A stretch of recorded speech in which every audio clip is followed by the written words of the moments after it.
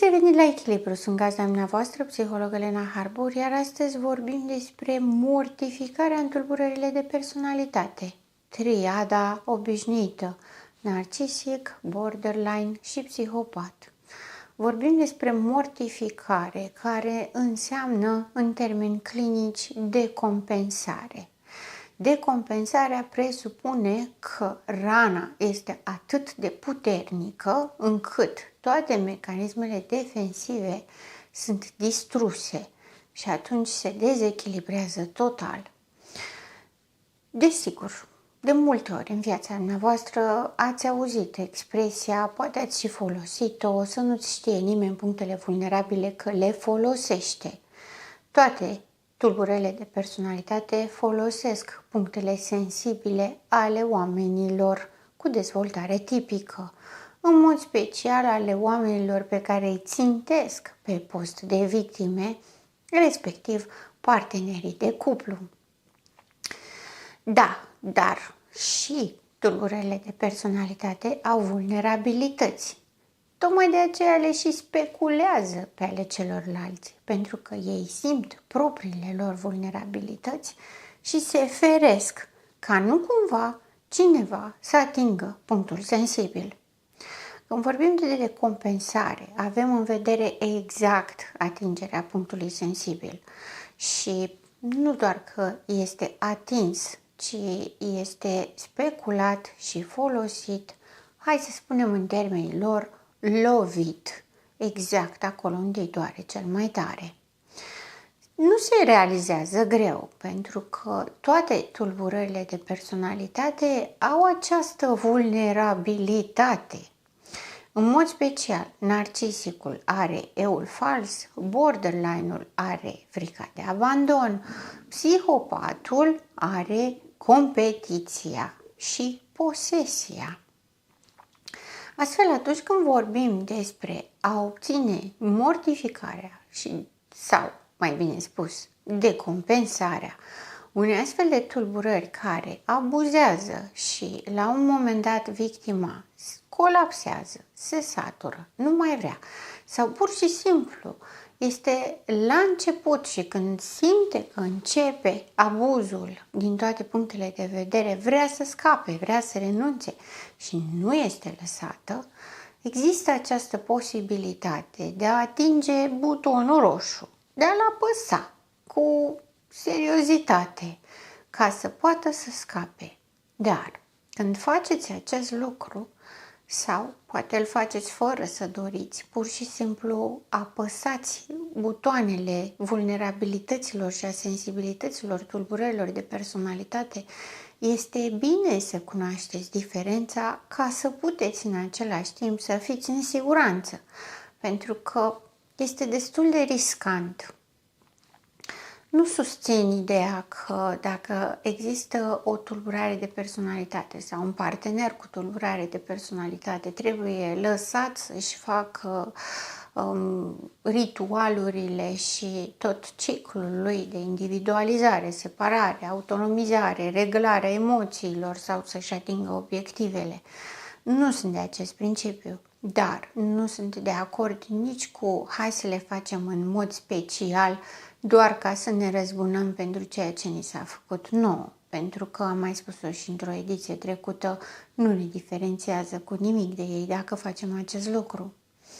Dar o diagnosticare corectă, că de aceea tot vorbim despre diferențele dintre ele ca să ajute la identificare, este extrem de relevantă și de importantă atunci când avem aceste vulnerabilități și sensibilități care sunt extreme și la care vă puteți trezi că din greșeală, nedorind acest lucru, să produceți o reacție care vă pune în pericol.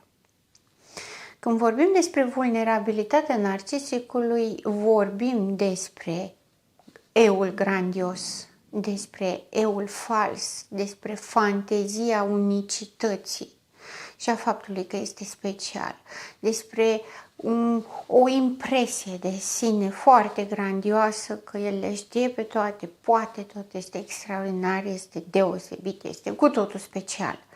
lucru care este deranjant pentru foarte multă lume, este deranjant.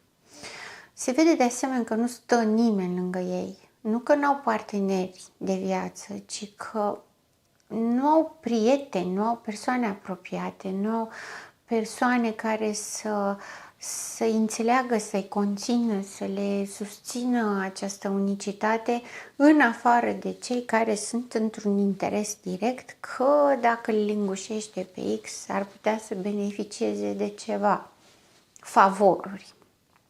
Lucru care nu se întâmplă, dar într-o comunitate, într-o situație în care există mai mulți oameni, se poate observa această dinamică între ei. Fiind această vulnerabilitate, sigur ați observat că se supără foarte tare și este foarte afectat la orice îi atacă imaginea aceasta grandioasă, acest eu fals, această imagine idealizată a propriei persoane. Îl deranjează și până la rana narcisică mai este foarte puțin. Pentru că dacă insisti, produci o rană narcisică. Mortificarea, decompensarea, momentul de grație, ca să zic așa, în care narcisicul nu mai reușește să susțină această imagine fantasmatică, mecanismele de apărare, grandiozitatea, unicitatea, superioritatea, este momentul în care este rușinat și umilit în public. Este momentul în care toate mecanismele de apărare, inclusiv eul fals, cad, se distrug și nu mai sunt funcționale, nu-l mai pot proteja de această lume rece și rea în care el este doar un copil mic și fragil, incapabil să se apere și incapabil să facă față. Atunci este momentul în care se produce mortificarea narcisicului. Cu atât mai mult dacă vine din partea unei persoane de la care nu se așteaptă. Știm deja, narcisicul nu are încredere în nimeni, dar creează dependențe și atât timp cât consideră că anumite obiecte, respectiv persoane, sunt în posesia lui și îi aparțin și teoretic fantezia ar fi fost realizată, fuziunea ar fi fost împlinită, intră în ignoranță, ignoră posibilitatea ca acele persoane să mai poată să-i facă rău pentru că sunt deja dobândite, sunt deja bifate.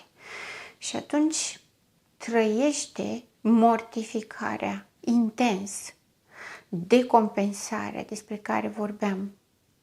Este agresiv, este agitat, este distrus, poate să fie violent sau poate pur și simplu să se retragă în propria carapace din cauza umilirii și intră în ceea ce am vorbit într-o ediție anterioară, în autosuficiență și petrece un timp în izolare în care își reconstruiește imaginea de sine și reconstruiește fantezia grandorii pe alte principii pe care o va manifesta și o va prezenta public atunci când este gata, iar el crede suficient de mult în ea. Când vorbim despre mortificarea la borderline, vorbim despre această sensibilitate la abandon, respingere și înghițire.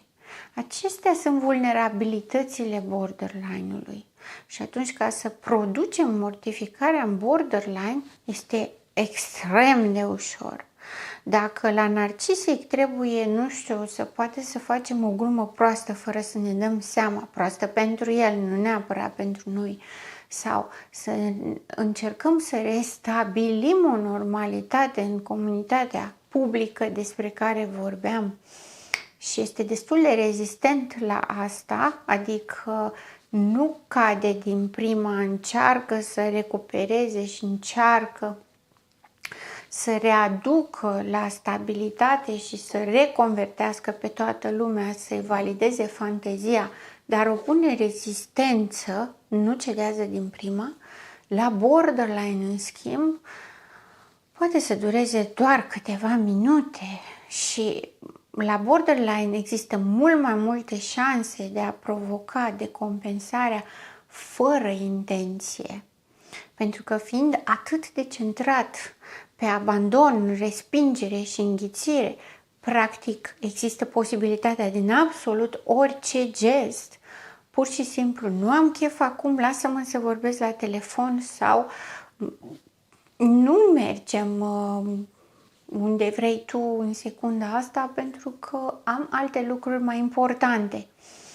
Genul acesta de respingeri care presupun practic o normalitate și ar putea fi o discuție de bun simț între doi parteneri cu dezvoltare tipică, normală, pentru borderline poate să fie un motiv de compensare, un motiv grav, foarte serios, pentru că am mai spus și am mai precizat, borderline-ul este dramatic și nu este dramatic teatral să facă circ, de exemplu, ci este dramatic realmente. Toate percepțiile sunt exagerate, totul este trăit la o intensitate foarte mare.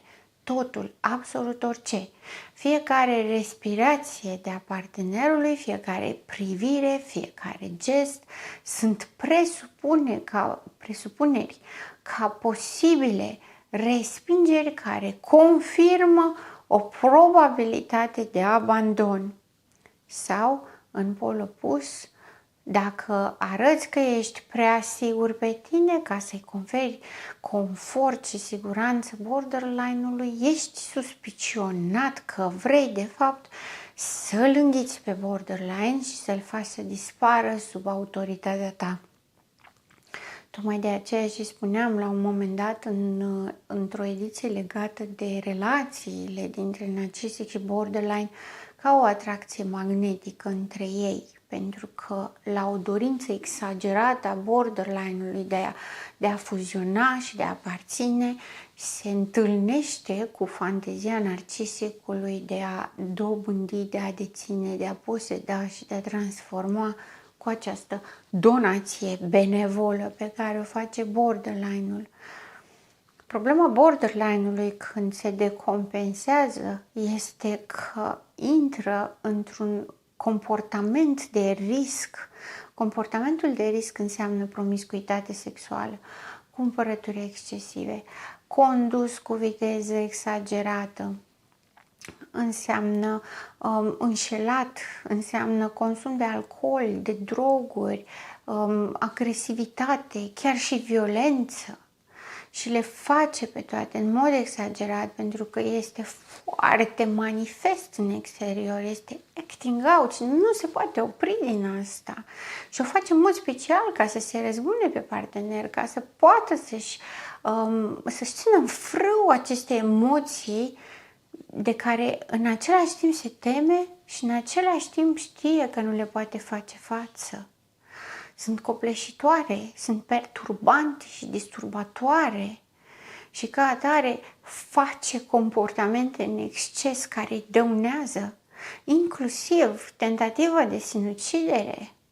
Orice, totul, tot ce nu e voie, tot ce ar presupune o trăire intensă, exagerată în lipsa controlului, a normalității, a limitelor, a sănătății, toate le face, toate.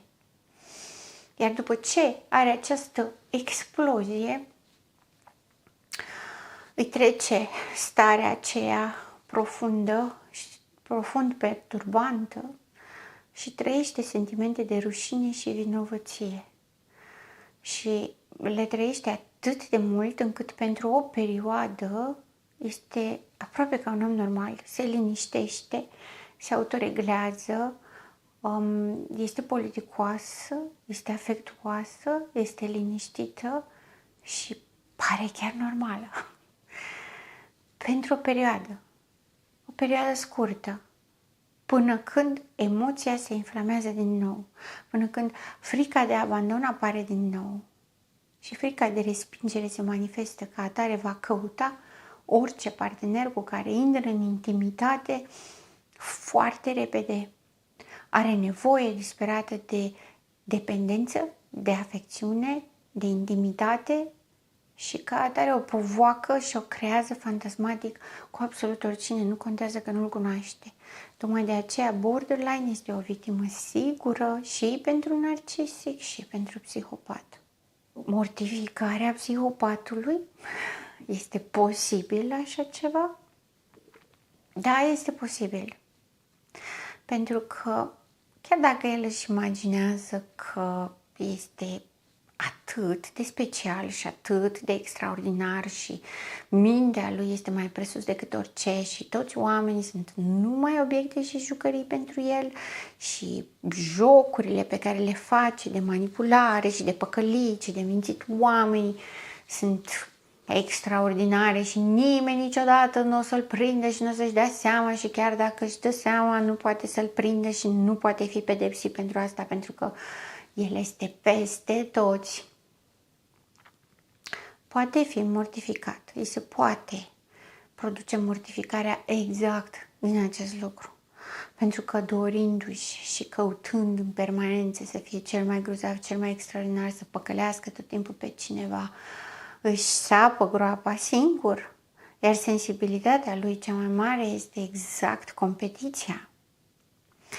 Fiind atât de controlator, de expansiv, de haotic, este provocativ să încerci să-l păcălești.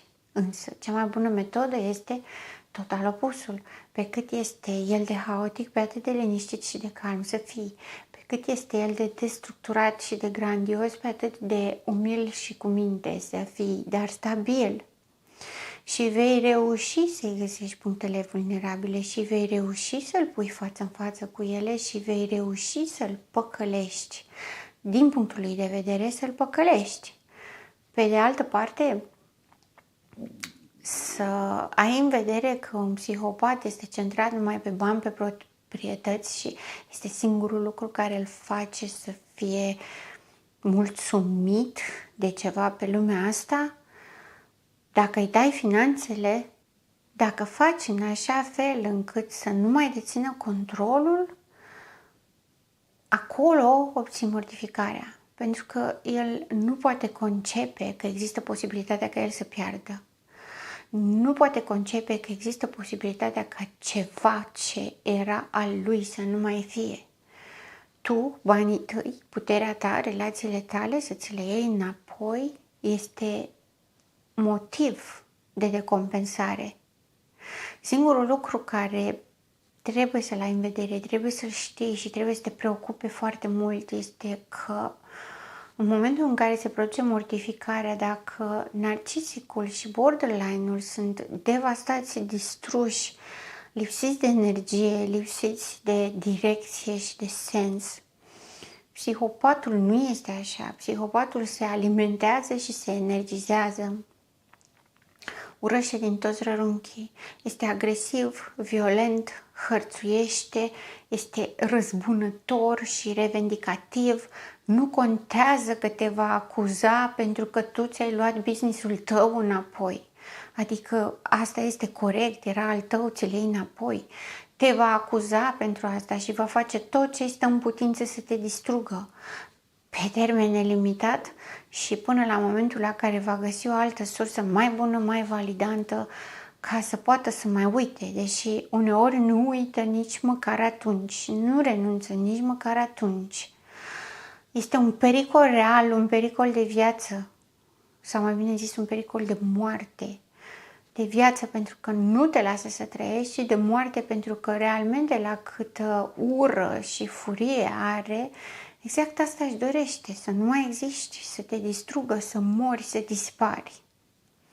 Și este foarte înverșunat pe asta și are foarte multă energie și foarte multă determinare. Pentru că psihopatul, în mintea lui, singura dreptate este a lui. Singura corectitudine îi aparține lui, pentru că numai el știe care este adevărul și care este corectitudinea și cine are dreptate. Adică doar el. Și pentru asta nu va renunța. Nu va renunța până nu te va vedea suferind.